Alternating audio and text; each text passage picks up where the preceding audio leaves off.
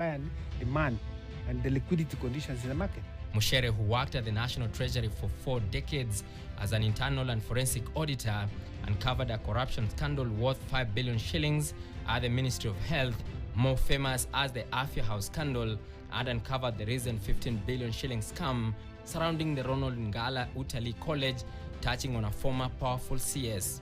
The anti-fraud expert explains how money is siphoned out of the treasury accounts without a link to the projects. The moment revenue hits the consolidated fund, to withdraw that money from the consolidated fund is like drawing water from a stone.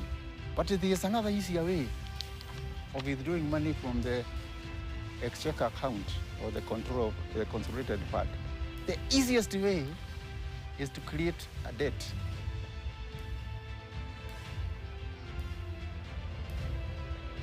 You create a debt so that you should pay.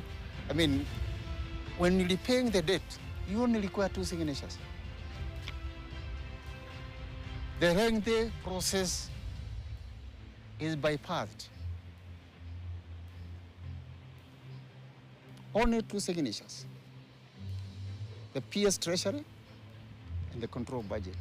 Mushere also points out a lacuna in law that he says is used to siphon money from the public coffers. The budgets do not contain revenue estimates as provided, as required under Article 220. They only show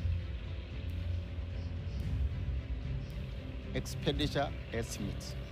When we looked at all the documents, we landed in the statement of actual revenue and the exchequer issues, which is gazetted by the Cabinet Secretary, Treasury, every month. The purpose of it is to show how much revenue I've received and how much revenue I've issued for financing the different public finances. For that matter, we looked at the statement of revenue and exchequer issues. That's where we found domestic debts. And we looked at the original estimates, which are gazetted there. Our analysis shows that that is a different budget than the one which was passed by Parliament. Because the one which was passed by Parliament did not contain revenue estimates as required under Article 220. So you'll find that then the scamming begins, because if they had disclosed the revenues and Parliament enacted them into law, then you could go to court and say, what are you raising? They would have bind themselves. But by hiding it, they sort of give themselves a blank check. So at the end of the day, you don't know what kind of revenues they're raising.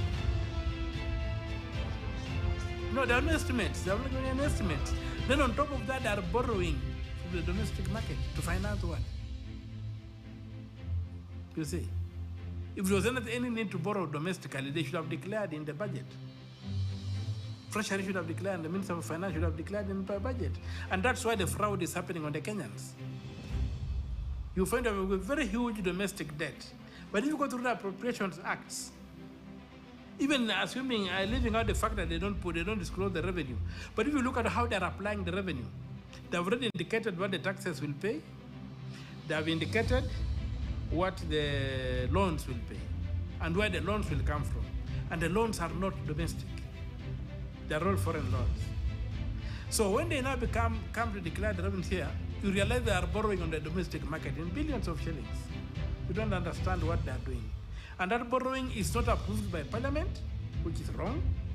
And 2, it's not tied to any project, which is also wrong. Tell us about domestic debt. Which project has it funded? It is our money from our bank accounts. Who is enjoying this interest of 57 to 64% over the last 10 years? Because I don't know whether there's a bondholder who has been given 64% return on his deposit. We cannot go to Parliament every time we want to borrow. We go to Parliament once to have our budget passed. And once the budget is passed, it has a budget deficit that clearly indicates how much borrowing we have been allowed.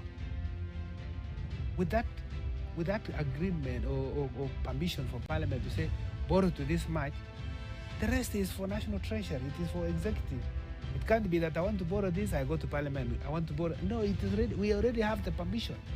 That is why we have a public debt management office. We will now use optimal mix. And by the way, there are additional documents that also we give to Parliament. The medium-term debt strategy also goes to Parliament and it is approved by Parliament. It is the same reason serial litigant Busia Senator Okiya Omtata has been in and out of court, challenging the failure by Parliament to publish the revenue estimates in the coming up of a budget. That issue, the court seems to have danced around it, but with the matter still, it is reached the Court of Appeal. We are re-agitating it, we are re-arguing it, we are litigating the issue, so I hope that me and those who are on my side will be able to have the court see the very simple thing, a very clear thing, that the budget should have revenue and expenditure. So you cannot use the revenue and this is how you're going to spend it. You are just be spending what you don't have. However, while Kenya's debt is high, it is not among the highest in the world. The following countries top the global list